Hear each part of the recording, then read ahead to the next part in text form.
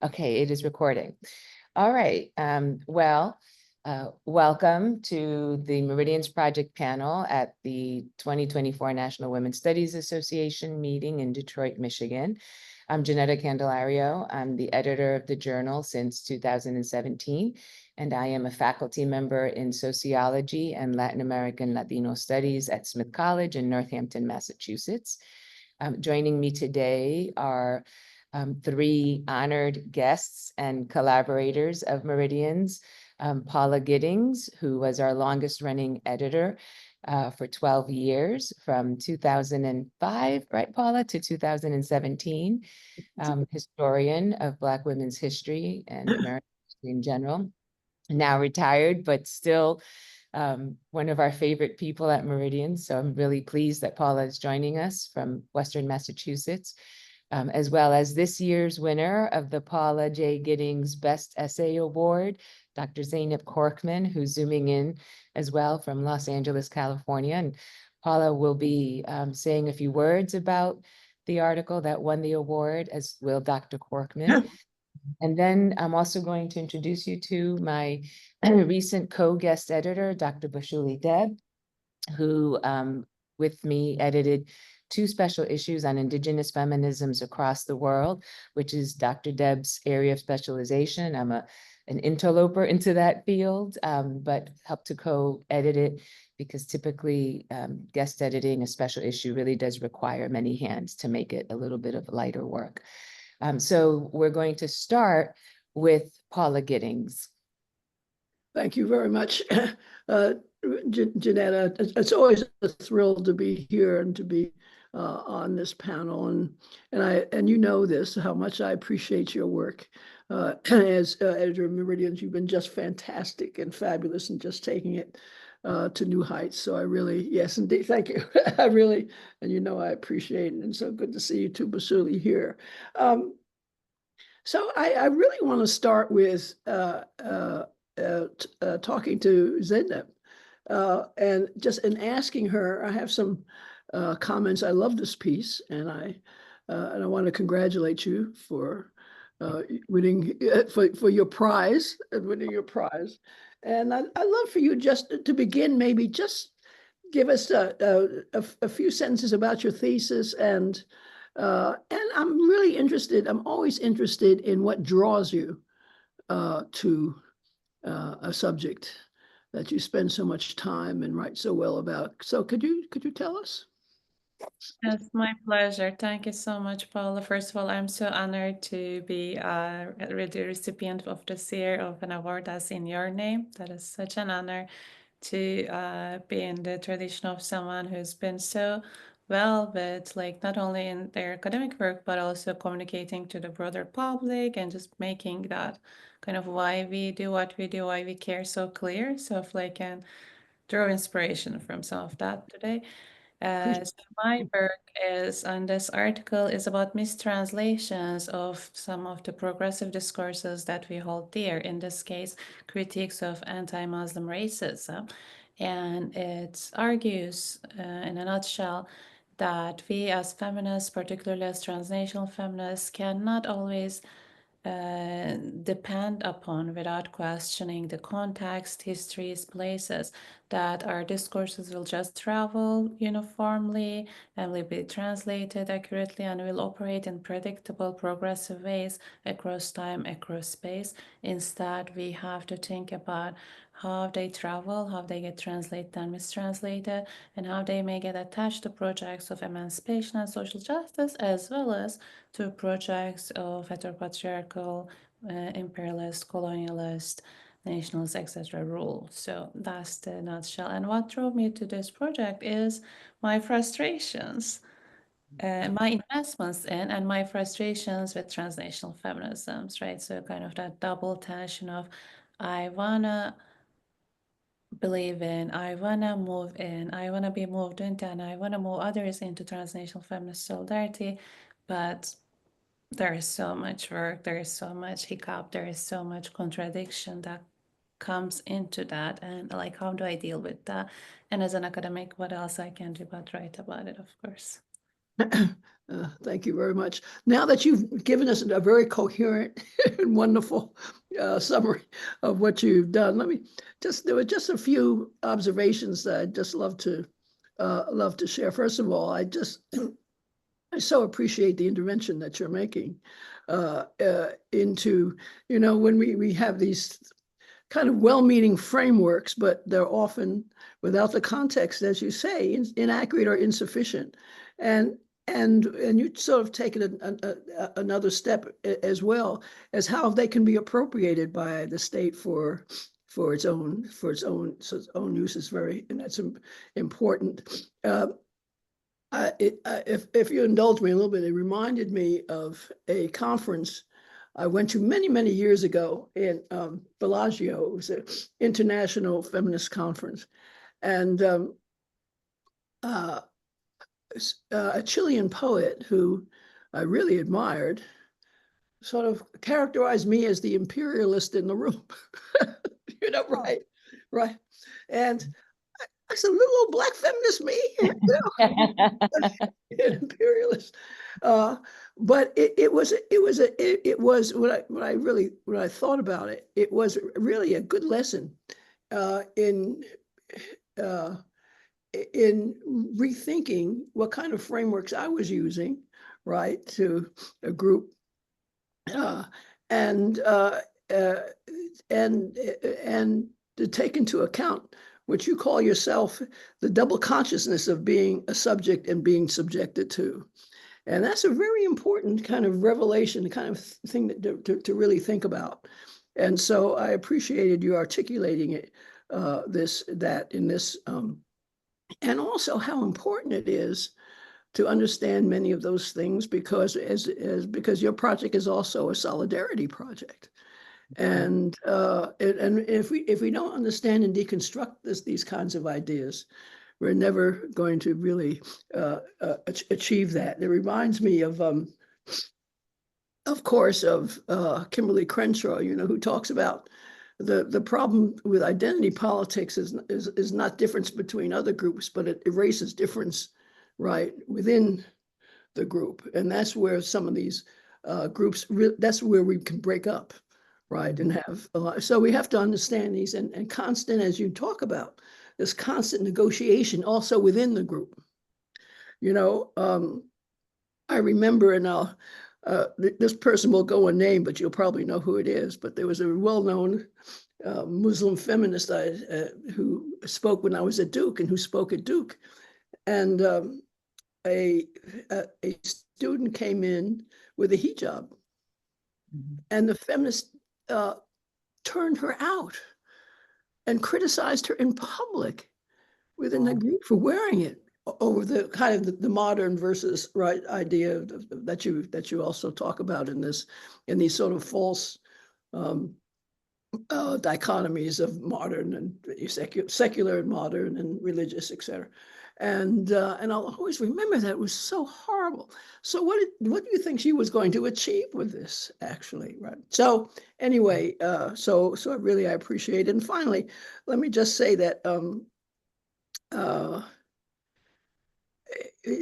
your kind of analysis and thoughtfulness and intervention is that your piece would find such a comfortable home in Meridians is very exciting to me, because that's what we've always set out to do.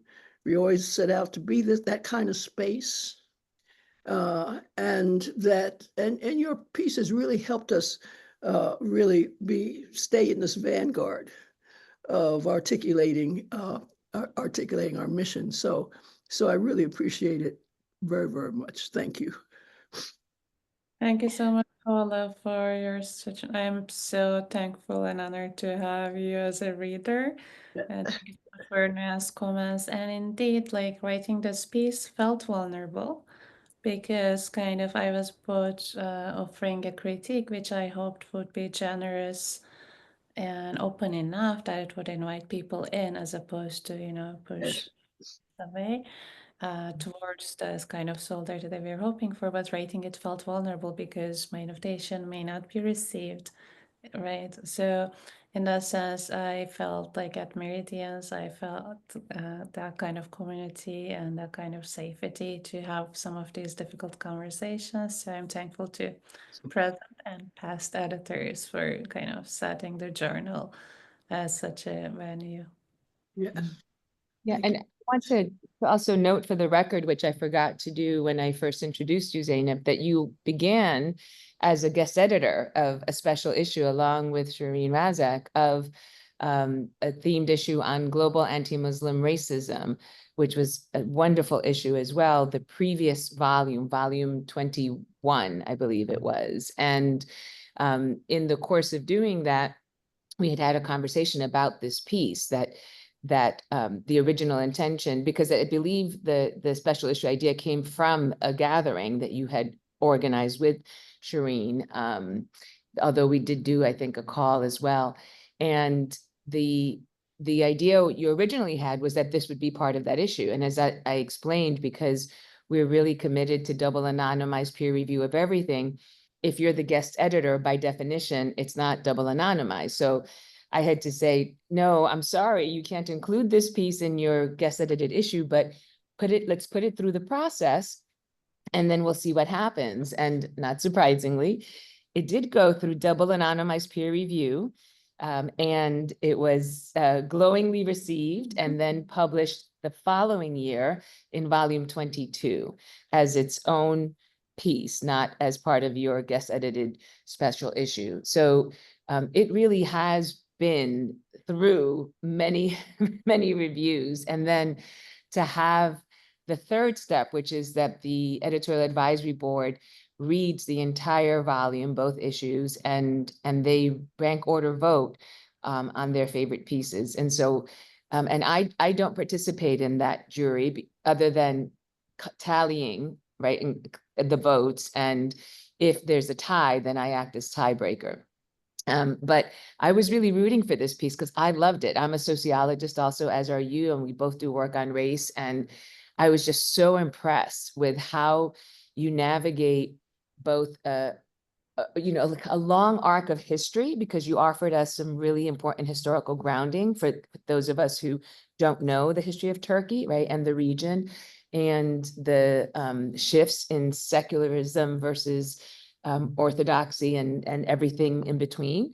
And then the incorporation of the Black Lives Matter movements, rhetoric and discourse, right? But to really problematic ends, as you point out so beautifully. So to me, I was very pleased that the rest of my board also saw the sophistication and the clarity with which you lay out that history. So I'm especially glad that you won the award also, because I think it really is an exemplary piece, and you did something that's really difficult to do.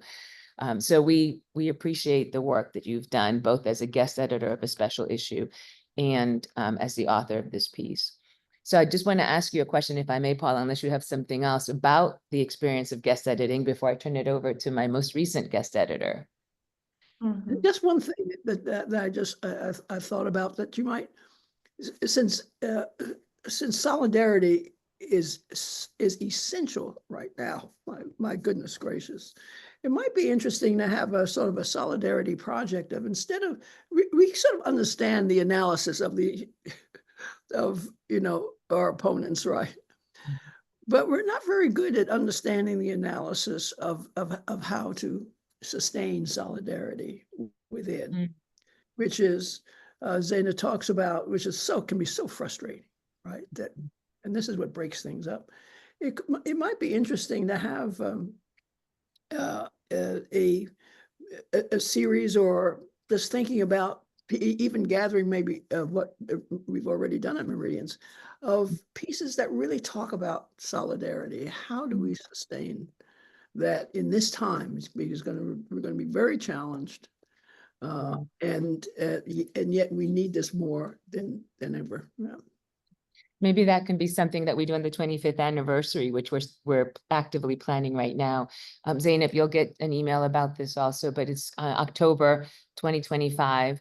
And we have themed panels that will feature previous Meridians authors going back to the first issue, volume 1, number 1 in the fall of 2000. But we had not thought of that, Paula, and we still can. We still have room to think about maybe we should have a panel focused on that question. So thank you for that. Yeah. Zeynep, did you want to add to that or talk a little bit about your experience as guest editor? Sure, yeah, no, I couldn't be more excited about that idea, Paula, as I couldn't agree more. And I am kind of, as frustrated as inspired open, right? It takes kind of this continuous leaps of hope and trust and a lot of labor put into that and the vulnerability and the frustration, but then kind of sometimes the renewed hope and trust too. So that's kind of the effective labor perhaps of solidarity that the Black feminist traditions and also transnational feminists have put in so much work into thinking. So going back to the history with the history of Meridians sounds like a wonderful idea. And that's kind of the story of the guest edited piece too. So Sharon Razak, I'm so lucky to have her as my colleague here at UCLA Gender Studies. She's the Penny Kenner and that chair. And works in racial violence subs. So these are some of the issues that she's been focused on. More recently around the issue of anti-Muslim racism. And having her as a colleague, we have a lot of opportunities to just kind of casually talk about these issues and kind of share in some more intimate ways and sustained ways, right? These difficult dialogues. And that's a lot of like that kind of dialoguing, that desire to be understood by someone that you're already in a relationship with, and that's someone that matters to you, not only personally, but in terms of like with whose politics and academic production you want to align with, was like that what brought us into this piece and us into this special issue. And we have organized as part of Racial Violence Hub a conference on transnational feminist responses to anti-Muslim racism on the just before the 20th anniversary of 9/11 in the United States. And we were joined by lots of amazing transnational feminist colleagues thinking about the travels of anti-Muslim racism around the world and how it gets how it becomes part of other different localized projects of rule around the world. What does that mean in the post 9/11 context? And I also in that context shared my piece too. And co-editing was the first time for me co-editing a special issue. So it definitely does take more than one hand. You are right, Ginetta. I didn't know, but having an experienced colleague as Shireen, who was generous with her labor, but also generous in terms of making, more than half equal space for my ideas, my initiative as a junior partner was really important. It was really important to have Ginetta help us navigate the process of peer review, which isn't always straightforward, right? Kind of just even locating the people and getting its review is something. So all the kind of, I got to witness all the, or a little bit of the, I shouldn't say, the backstage labor that goes into actually producing a journal. And I felt very honored to that Ginetta was able to publish it in a very timely manner for the 20th anniversary of 9/11, and that we felt that we as transnational feminists, which I imagine a broader we, right, just than the editorial team, or even the participants in the special issue, like kind of get to speak back to the broader public, to our colleagues, to other feminists, like in such a pivotal historical moment. Yeah, you're right. I had forgotten that detail, which was so important, that it did land on the 20th anniversary of 9/11, which also reminded us that Paula, you were involved, I think, right in that special issue that we did on 9/11 right after it happened, right? So Meridian has a long history in engaging with precisely Yes. geopolitics and current events you know, albeit from the belly of the imperialist beast, right? So, We imperialists can do it too. right. All right. Thank you. I'm going to turn it over now to Basuli Deb, who's my co-guest editor. Basuli, maybe you want to grab that microphone so that we can leave this one here for folks to be able to hear Paula and Zeynep Korkman. Thank you. So do you want to say a little bit about who you are, Basuli, and about the process of guest editing Indigenous feminisms across the world, which we have the table of contents here for. So please come and help yourself to one of these and take a little bit of everything on the table. Okay. Yes. Hello, sorry. Thank you. Thank you. Thanks. So I'm Basuli Deb, and I am a professorial research associate at the School of Law, Gender and Media at SOAS at the University of London. I was a visiting scholar right before this at the Center for Comparative Literature and Society at Columbia, and before that, Center for the Study of Human Rights. And before that, a global scholar at Rutgers, and I am forever informally affiliated to them as guests. So my work is very interdisciplinary. The reason I mentioned all this is because you can see the kind of centers that I have worked with, and I felt that that training really helped me to work with Meridians. In fact, your first, so also forgot to mention, I'm sorry, Basuli's first relationship with Meridians was as an author, and published one of the first pieces, one of the few pieces actually we had to date that dealt with questions of Indigenous feminisms and indigeneity. And Basuli spoke at the 20th anniversary webinar that we put together. That's how she and I first met. Yeah. Yes, and that article is also in the Reader. Yes. Right? The 20th. Basuli Reader. And actually, Paula was the editor when I published that article, remember? Yes, that's right, I do. Yes, indeed. Yes, and it was a very quick turnaround. But going to the special issue, I think I think I should honor Nancy Mithlow, who was the person who suggested that I co-edited the issue with Ginetta. And initially we had a conversation about working on this issue as Indigenous feminisms issue, which would really center, which would be centered in the Americas, right? No, we talked about going beyond the Americas. That was actually our hope and intention, was to not get caught in that pattern, right? That there's Indigenous feminism across the world, as you put it. Yeah. Right, okay. Thank so the you. transnational aspect of indigeneity, which is very rare in our conversations in the United States, is very focused on the United In States the Western Hemisphere. and the Western Hemisphere. And, there are arguments for that also because it's so, the field is so driven by the framework of the local. But in our issue, we're bringing the two hemispheres into conversation with each other.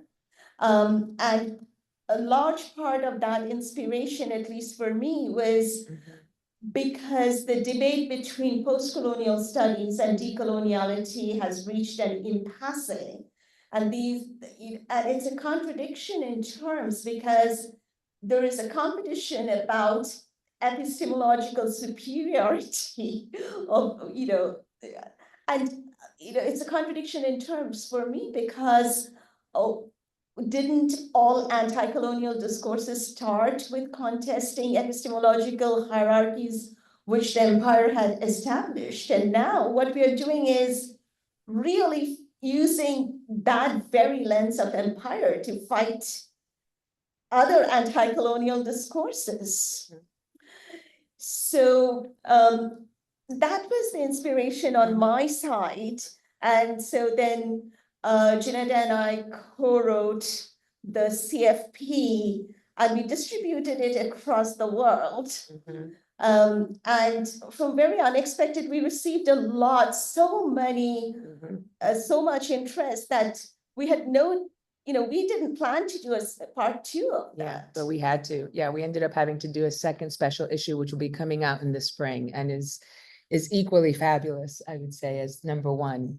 Yeah. Yeah, and so that's how it all started. And then Ginetta had to negotiate a lot with Duke for part 2, right? Well, the other thing that I think is really important to mention about that special issue is that neither Basuli nor I are identified as Indigenous feminists or Indigenous feminist scholars, which was a concern. And we address it in our introduction because it raises important issues, right, around being authorized or not to speak to or about these questions. And it's just really not my field at all, but it is Basuli's field, right? So she's an expert. And as we narrate in the introduction, I wrote to many folks who had collaborated with Meridians in the past, including people on our transnational board and so forth, to ask them if they would be willing to co-guest edit or to guest edit this special issue as Indigenous feminist scholars, right? And they just weren't available, but that's where Nancy Mitlow, who is Chiricahua Apache and an art historian and an anthropologist, suggested, well, why don't you ask Basuli? She's an expert in this field, and I think that she would be well respected in that role. So I said, Yeah. yes, okay, let's see. Yeah, and I think you ran it by Keolani also. Yes, Keolani, a right? couple of folks, yeah. Yeah, so I was identified, that's how people knew me, as a transnational feminist. And I think the fact that we were doing this issue as Indigenous feminisms across the world, that kind of gave me a certain kind of authority to come into the field through that transnational lens, where the field where I was already established. So I think that really helped. And then the particular interview of Ruby Hembron, which would you call it a commissioned piece? Yeah, we solicited it, but again, it also, like everything, went through double-blind peer review. So yes, so you knew about that work, and so do you want to say a little bit about it? And so Yes. So Ruby Hembron is from India, and I came to know about her through a friend of mine who lives in Cambridge, in the UK. And she had gone to a museum, and Ruby had put together a big exhibit on indigeneity in India at the British Museum, and of course there has colonial resonances, and she did her best. That's how I got to know about Ruby Hembron. And then my mentee from Rutgers, Preeti Narayan, and I had organized a Dalit and Adivasi Studies conference. And I thought Preeti might be a really, really good person to interview Ruby Hembron. So that totally happened through networks, personal networks. And then of course, like Preeti, because I had solicited her and I was her mentor, she put in her best foot forward, and she revised and and then of course it was, it went through peer review. So, yeah. Yeah, so that special issue is also featuring cover art. And again, a lot of this stuff ends up being serendipitous, I think.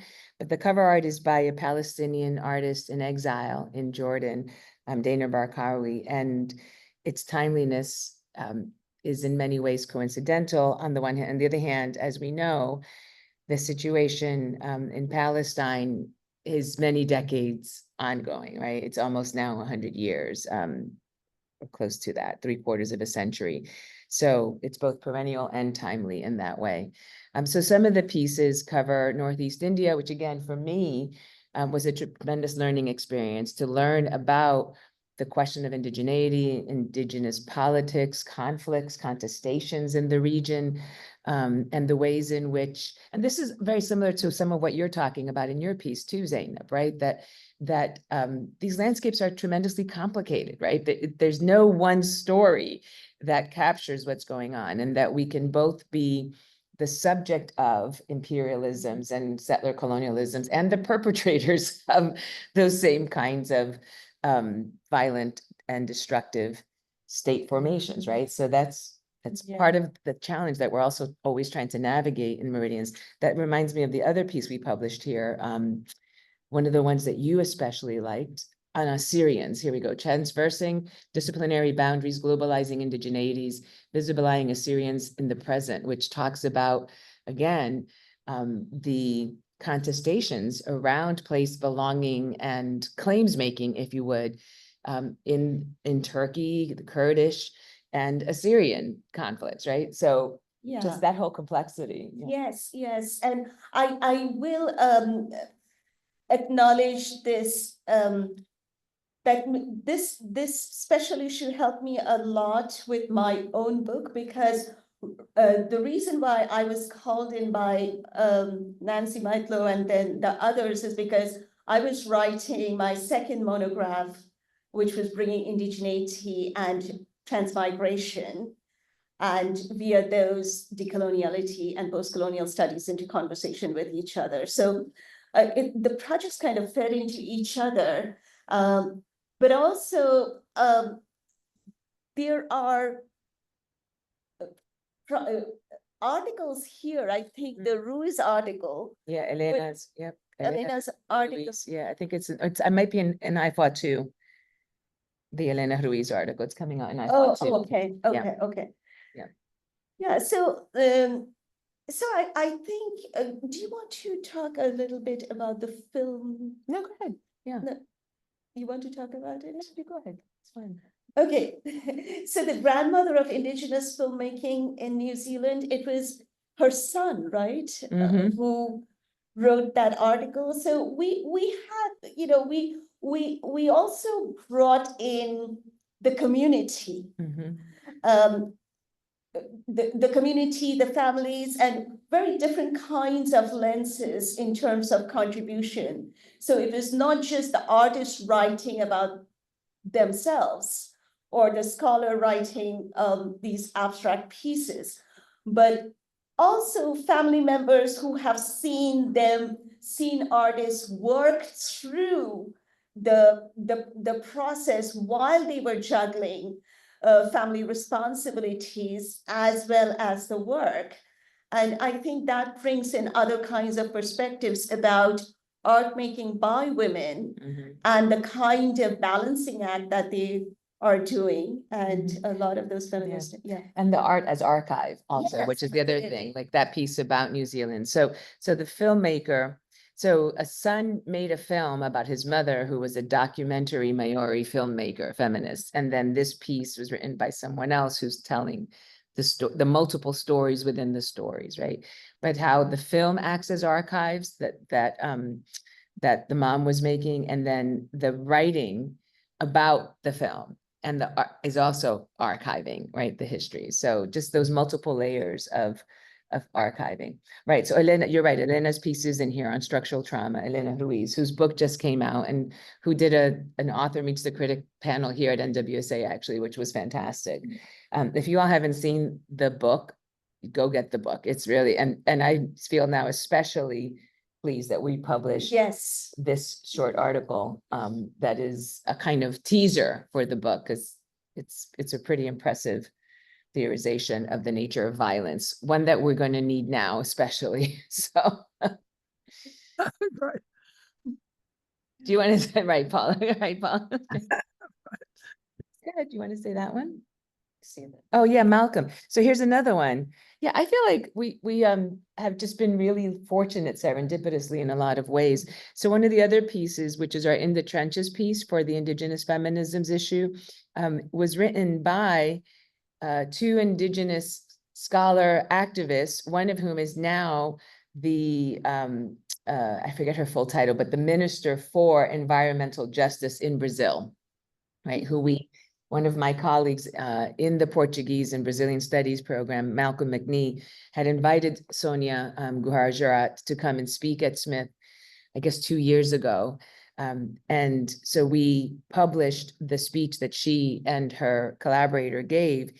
And now she is the Minister for Environmental Justice in Brazil. And we published her this year. So it's Yeah. really, Yeah, and I think the rehumanizing Ainu performance of desubjectification and a politics of singularity, it's classified under counterpoint because it's moving out, it's kind of contesting very humbly the kind of indigenous lens that we are used to in the United States, where we Around recognition, yeah. yeah. Politics of recognition. Yeah. Right, and they completely demarcating themselves from that kind of lens of identity-based lens, Mhm. and trying to form what I would call, in Obioma Namaika's words, nego-feminist lens, negotiating through a kind of liberal feminist lens, which is a kind of, for us, it's very kind of discordant, using a liberal feminist lens to make an argument with mainstream society about their own positionality as Indigenous people, which is, yeah. And if I can go back to the essay on traversing disciplinary boundaries, globalizing indigenities, visibilizing Assyrians in the present, which is talking about the relationship between the Kurdish community and the Assyrians, and underlining that any kind of recognition by virtue of recognizing a particular sector of the population will inevitably erase other sectors who are contesting that kind of population. In other words, categories work. I mean, that's not how the article puts it. These are my own words. Categories work as long as you fall in them, as soon as you fall outside them. Even if you are part of the repressed, if you don't have a category behind you. Yeah.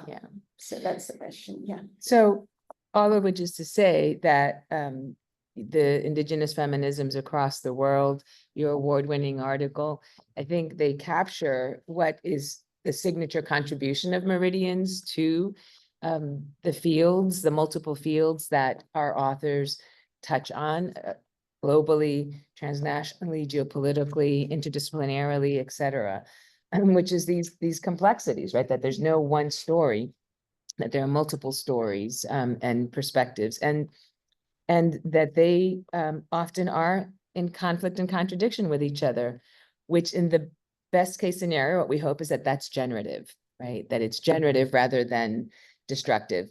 Yes, oh, I'm sorry. Basuli, thank you for joining us. Basuli has to catch a car to get to the airport on time because. Okay, thank you, Basuli. It was wonderful to have you here. Thank you so much. Thank you so much, everyone. Okay. We'll be in touch. Be Yes. safe. So before I take a question maybe or a comment from the audience, I do want to signal a couple of things. One is that in addition to the Paula J. Giddings Best Article Award, which is one of my favorite things to do every year, we also have the Elizabeth Alexander Creative Writing Award, which is here, that honors a winner or more. So we're open to more than one winner. This year we have two, one for prose and one for poetry, which is a juried prize. So the Paula J. Giddings Award is selected from what we have published in the previous year.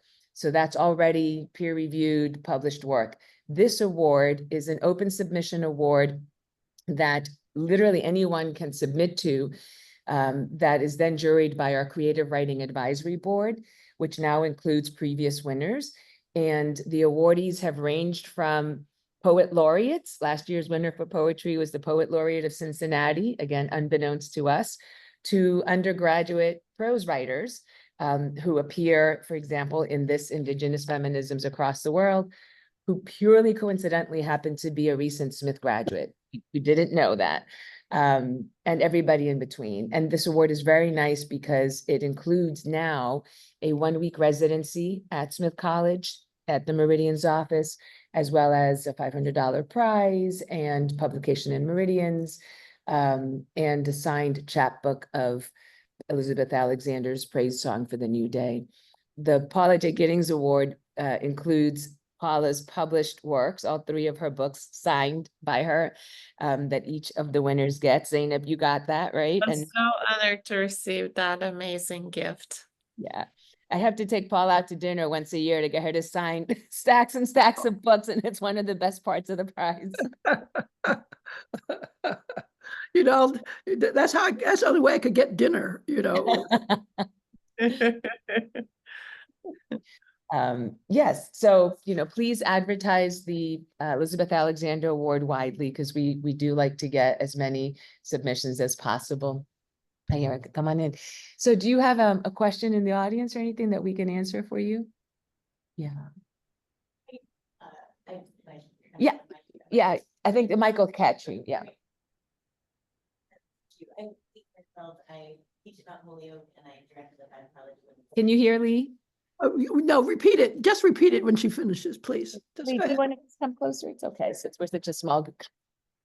We're a small group, 9:30 on Sunday mornings. Yeah, that's actually really what I wanted to ask. So thank you for this issue and thank you. Here's this microphone. Thank you for the issue and for the panel. And I'm thinking about it's the last morning of this conference. So hello. And I'm like, appreciate like somebody's like on the way to the airport and we're zooming in, and then you have this issue that is in part about place and traveling. And I'm wondering if you might speak a bit about your practices of like what collaboration looks like and how like what it means to come together in a journal itself. Yeah. The conference has had me thinking a lot about that, and That's a you're great the people I question. want to ask about that. Yeah, that's a great question, Lee. Thank you. All right, I'll turn this back. Thank you, so that the recording continues for the posterity and the record. Yeah, that's a wonderful question. Thank you. And one of the things that I have really, the journal's subtitle is Feminism, Race, Transnationalism. And one of the things that I have been really committed to amplifying is the transnationalism part of that, and especially in a way that isn't so US centric, right? So not just US out to the world, but the world, across and also into conversation with us. And that requires a lot of very thoughtful practice and labor and capacity, even just in terms of access to the journal itself, which is published by Duke University Press. It is a revenue generating operation. That is what sustains it. And I think that that's okay, because people have to get paid for their work, right? People need to eat, need to have shelter, they need to get paid. And the press provides that, right? So I think that's okay. At the same time, we want to create access, right? That transcends the paywall and the structures of the academy in the United States. So one of the ways that we have been working to do that is through the website and through social media, which, as you know, can be very problematic, but can also be very democratizing, right? And creating ways to come into Meridians, to the Meridians Project, and then even to request the materials. So we have a vast collection of every issue we've published, going back to volume 1, number 1 in 2000, that I have been known to send out a boxed set of to, say, a women's university in Pakistan that wrote to us to say, we heard about you through the website. We want to read the journal. We can't afford Project Muse or JSTOR. That's not how we're going to come into it. But can you send us some materials? Absolutely. We'll send you the physical copy, and or we can send PDFs. And that's something that Duke actually has been a wonderful partner with us in. Every year, for 3 to 6 months, they have allowed free access to an issue of my selection. So I will select one or the other as the one that I want to be freely available for 90 days to 6 months. It has ranged. So we published, for example, a special issue on African feminist cartographies. That issue was available for free to anyone in the world for 6 months. And it was downloaded over 4,000 times in Africa, which made me very, very happy, because it was an issue about African feminist cartographies. Most of the authors were themselves African, some located on the continent, some in diaspora. But the fact that people were able to download it on the continent, across the continent, right, was one of those ways of really globalizing what we mean by transnational feminism, and of putting Meridians in conversation with scholarship and knowledge production produced in the sites of the places that our authors are from or are engaging with and about, right? We are in the process, speaking of Africa, of establishing a formal collaboration with our sister journal, Feminist Africa, which is fully digital and online. It's located at the University of Ghana and operates on an editorial collective model. So we're bringing 2 of our peer editors to the campus, actually for our 25th anniversary release, so you can come and meet them. And we're engaging in some virtual workshops with them, thinking about how can we be mutually assisting one another, right? So not just we're going to help them, which, of course, we will have resources that we want to share, but also they have things that we can learn from, certainly, in terms of how they operate and how they approach questions, right, as scholars and as thinkers. So those are some examples. We published a special issue on BIPOC Europe, again, looking to expand the conversation about these things that we're concerned about, feminism and race and transnationalism, thinking about how our BIPOC feminist scholars, activists, artists in Europe engaging with these questions. What are their questions, right? And how do they, I mean, to the point even about your article, right? We'll borrow concepts from one another and we'll adapt them, right? And adopt them as needed. But they change inevitably in the movement and in the borrowing. And that's generative, right? And just kind of thinking about that. Right, so just, I think it's a matter of both the questions of access, structures of peer review. That's another one. We have been working more and more to establish a base of peer reviewers outside the US. So if I'm publishing, as I am, a fair amount of pieces, say, about indigeneity in Northeast India, then I want thinkers who are experts on indigeneity in Northeast India to read and review these pieces, right? Even though they're being authored by Indian diasporic scholars, very often, that also Meitei or Adivasi or what have you, those folks are located here. We want potential readers there, which is where we're writing about, to offer their critical feedback, right? And that's generated some interesting questions around norms, right? Norms for how you give feedback, what constitutes generative and helpful feedback and what does not, and even the scholarship that's being cited, right? What counts as legitimate in this context versus what counts as legitimate in another context, right?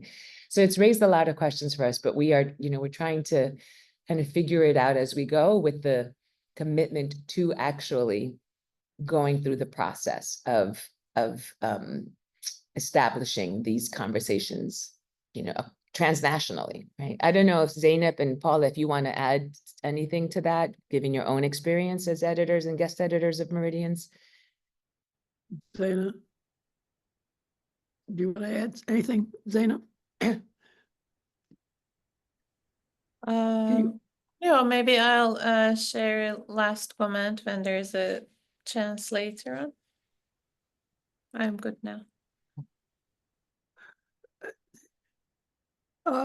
I just, it made me think the questions around collaboration and it makes me think back to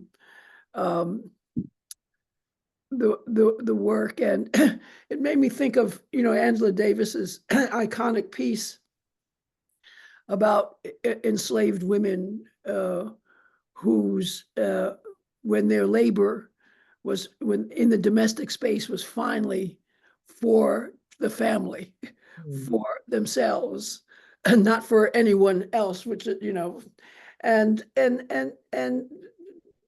I remember this kind of feeling in terms of collaborating and in terms of working. And Ginetta, you are so impressive, and your explanation of the process and the work, the labor is so labor intensive, but it's labor that's for us, And it's kind of pure.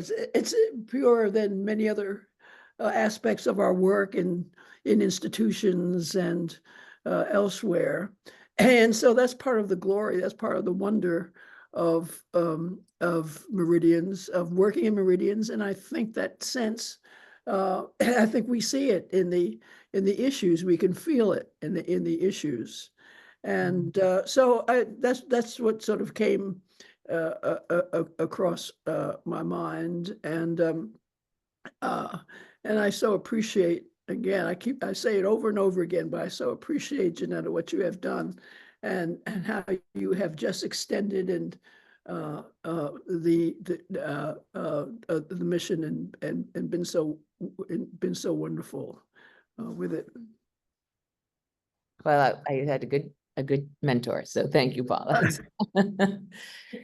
Thanks for that. Yeah, I mean, the mission of the journal, right? As Ruth, her quote is on all our stuff. Ruth Simmons, the first Black woman president of Smith College, she did an interview that was, I think, in volume 1, number 1 or number 2, and this quote is iconic now because it really captures the mission, which is what you're alluding to also, Paula, that women of color have many histories, and these histories can be brought into full and useful relief by providing opportunities for these women to speak for themselves, right? And that's the work. And yes, it does feel less like work when, you know, that's what you're doing, right? When it's fostering the ability to speak for ourselves. Which is important now more than ever. Zeynep, you want to jump in? Yeah, if you wouldn't mind. And as we are talking about these really central issues, right, of like how like progressive discourses, including feminist, anti-racist ones, gets mistranslated, how to think about indigenous feminisms, how to think about collaboration, so like making space for women of color voices, indigenous women's voices. I like on the back of my mind that I want to share with you and everyone is, of course, like Palestine and Palestinian feminists and Palestinian feminist voices, and you know, just kind of course perpetually like in the back of our minds, I guess, like over the last year especially, but like the kind of those, you know, really cunning uses of anti-Semitism in this moment, and the kind of very literal, insurmountable almost, it feels like, challenges of collaborating or like being in conversation and being in solidarity with our Palestinian feminist colleagues, yet the kind of, you know, notwithstanding, of course, like their amazing presence and resilience and actual existing voices.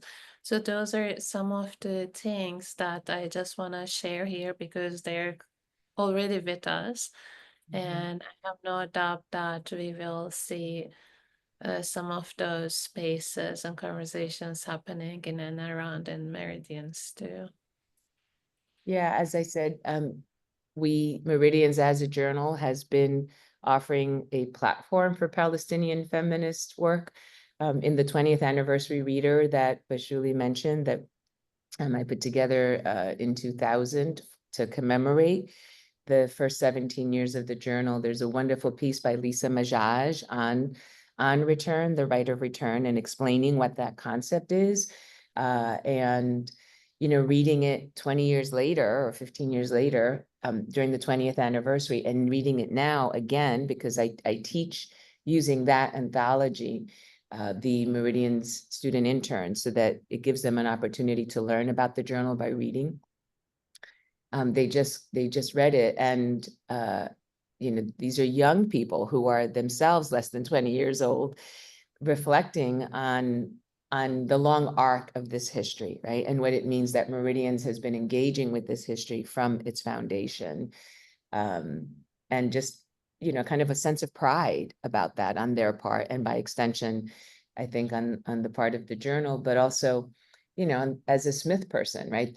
That its home is and has been Smith College, which has many flaws, as all our institutions do, particularly, you know, historically white serving ones, but also has, you know, made good faith efforts, I think, that bear recognizing and acknowledging, such as the founding of the journal and the sustaining of the journal there. So, which, you know, allows us to speak in these ways. So to your point, Zeynep, I'll say this, we are now fortunate to have an endowment that a woman of color feminist alum launched with a lead gift of $1 million a few years ago, that we are aiming to get to 2.5 million, which gives us structurally the kind of editorial freedom that we would not otherwise have if we continued to be discretionary or grant funded. And that endowment explicitly includes language around the journal's editorial and academic freedom principles, so that we can publish work by and about Palestinian feminists, artists, scholars, theorists, et cetera. So we've included cover art by Malak Matar and Dana Bakarwi in the last few years. This coming Indigenous Feminisms Across the World issue has a deeply moving and troubling piece on Palestinian political prisoners in Israel, for example. And again, selected before October 7th and planned for spring 2025, but that in this particular moment, you know, the readers are reading it in context, right? In this context. And we have the capacity to do that because of where we are and how we are where we are in terms of having a structured possibility, right, of doing that without, I'm not going to say without fear of pushback, because that's always possible, but at least with some guardrails around the possibility of attempts to quiet the voices, right, of dissent and disagreement and protest and reclamation. So thank you so much for sharing that, Ginetta, and just really kind of again it helps me appreciate and recognize some of the kind of often backstage work that keeps those spaces open in academia, that, you know, that provides us those spaces for solidarity and thinking together, learning together. it takes many hands, right? Many hands make light work, and here we are.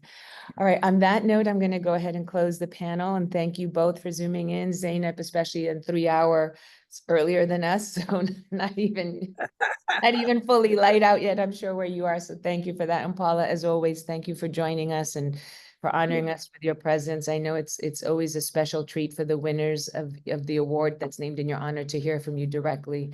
It is for me to see you. For me too. Thank you. Thank you. Thank you so much. Thank you, everyone. All right, have a good day, everyone. Okay. Goodbye. Bye. Goodbye now. Let's see, I'm gonna hit end. There we go.